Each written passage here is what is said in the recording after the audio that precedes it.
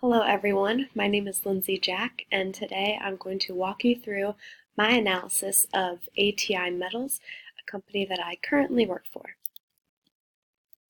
So just a little bit of background. ATI Metals' slogan is relentless innovation. This means that they are constantly trying to find the most innovative materials that they can create. So leading into that, ATI is a specialty materials and complex components company. The main markets that ATI participate in are aerospace and defense, automotive, and medical.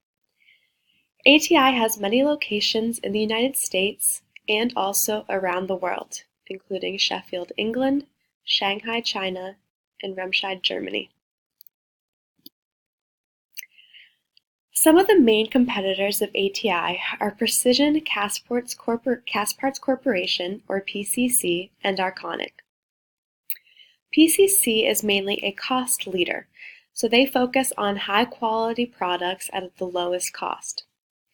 Arconic focuses on transportation markets. Their slogan is Innovation Engineered. So Arconic mainly specializes in the transportation markets more than in a broad range of markets like ATI and Precision Castparts Corporation. So some major changes in the market that ATI has had to deal with are advanced technology, increased competition, and medical advances. So with advanced technology, there have been a lot of more devices that ATI has been able to be a part of because they create the metals. For example, in the back of an Apple iPhone, the apple that is silver is actually made by ATI Metals. Increased competition. Because a lot of the markets that specialty materials and complex components companies are in are so profitable, there has been increased competition. Luckily, the barriers to entry are very high. So, usually, when there are small companies that are entering into the market, bigger names like ATI and PCC and Arconic are able to acquire them and increase their own business. However, this increased competition will bring down the profits that the markets that these companies are in are so high from. Some medical advances, such as MRI machines, they are what drive ATI in the market because ATI's metals are in a lot of these products. So ATI's performance. ATI's performance over the years hasn't been the best until recently. So a couple years ago, they took a hit, and this had to do with some employee problems within HR, which we'll discuss later. However, after this happened, a new CEO was appointed, and they've started to become profitable again. As you can see in the chart, in 2018, they had net income again of $222 million, and the company continues to grow in this way. So looking at a couple of ratios, in 2017, the current ratio was 2.68. In 2018, that stayed the same. Now, this doesn't show growth, but it also doesn't show a loss. However, in debt-to-equity ratio, in 2017, it was 1.81. In 2018, ATI was able to bring it down to 1.76. This decrease shows that ATI is becoming much more financially stable and can use these profits to invest into research and development, which will continue in their market share. So a brief SWOT analysis and talking about how ATI and each of their competitors has to deal with the market. So one of the strengths is that there are profitable industries. So like aerospace and defense, especially in the United States, and medical fields, these are all fields that aren't going to go away very soon and are also fields that are extremely profitable. Some weaknesses of the markets are the economic downturn and the threat of taxes. So for example, ATI is having a problem right now being able to keep customers or gain new customers across seas because they are worried about the taxes they might be hit with in the future.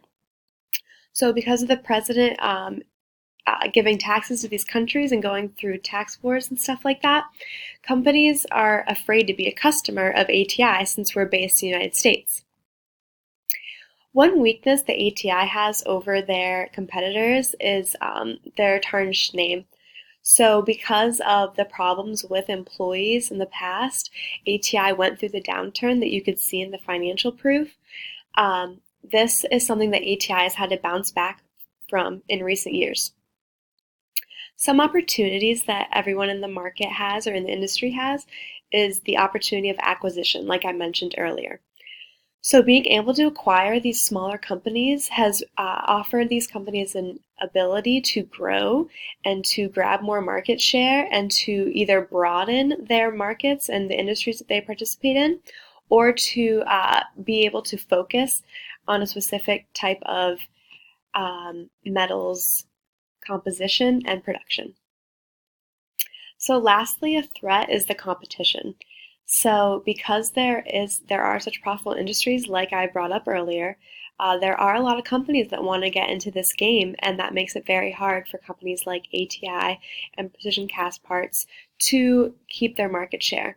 However, like I said in the opportunities, the possibility to acquire these companies when they start and become successful kind of balances out. So one of the core competencies of ATI is the fact that they are able to innovate materials.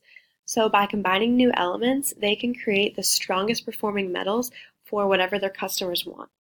For example, the apple on the back of an iPhone does not require the same performance as the metals on a Boeing 737, which is one of ATI's customers. Another advantage that ATI has is a lot of skilled engineers.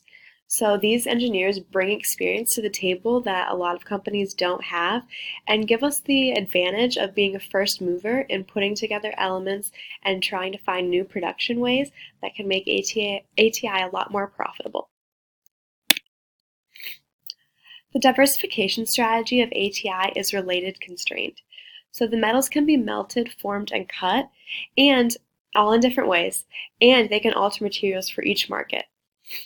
ATI has benefited from this because they have been a major part of technological devices and the advances. So like I said, being a part of the Apple iPhone, they'll be able to be a part of a lot more devices as technology advances in the future, which gives them an advantage. They've been able to gain major customers. So by being able to use their metals in different ways, they've had customers like Apple, Boeing, Rolls-Royce, that has been able to broaden their market and kept them competitive. So changes in ATI recently is they have began to reinvent the company. So they've brought in a lot of new employees. They have a new CEO that has brought big changes and wants to see changes in the market and not just in ATI. So he's demanding these through his own company. We're adapting to the changing world. So a lot of the company has been around for a long time. And, when ATI started 80 years ago, there wasn't as many technological advances as there are now. So it's been a little bit of a challenge for the company to adjust to these, but they are continuing to reinvent and bring in new employees and bring in people out of college like myself that can bring new ideas to the table. So ATI's biggest weakness is their human resources department. Now, I know this is part of the value chain and it may seem like a more minuscule part, but this is actually a big deal because the people that ATI are bringing in are the people that run the entire company. And like I said before, the engineers that are so skilled that give ATI an advantage are brought in by human resources. And so this needs to be a strong point for the company. There's a lack of control. For example, over the summer, there was an intern and she was moving to California. The department that she worked for told her that she could go to California, work remotely, take her laptop, and it wasn't until she was in California with ATI's stuff that the Human Resources Department found out about it. A loss of awareness. There are a lot of people in HR that don't even know who's working where, who is who. It's just a big mess. Turnover is too high. For example, in the internal audit department that I am in currently, there's been a lot of turnover in just the past few months. And lastly, the ECLIP program. So this is a program that could be a huge advantage for the Human Resources Department if they use it wisely. So the ECLIP program is an opportunity for newer employees to rotate through the company in both business units and in corporate and decide what they like best, what suits them, what kind of leader they are, And if the Human Resources Department can use this to their advantage, this could definitely be huge for them. So my recommendations for ATI is to strengthen the HR department. With the ECLIP program, this could be a big thing that could demand respect from the rest of the departments, and also should be assumed anyways. Lastly, I think that they should invest more in research and development. So now that ATI has become profitable again, they have the financial ability to be competitive and to be a first mover in the market. This sets ATI above. So ATI has, they value themselves in being very high quality products at maybe not the lowest cost, but it's because it's such a high quality product. So with customers like Apple, Boeing, and Rolls-Royce, they're able to pay these higher prices that customers of precision cast parts can't pay. So they can afford to spend that extra money to have the best products to offer to the best companies. And companies like Apple and Boeing, they are known for having their best products. So I think this would really set ATI above.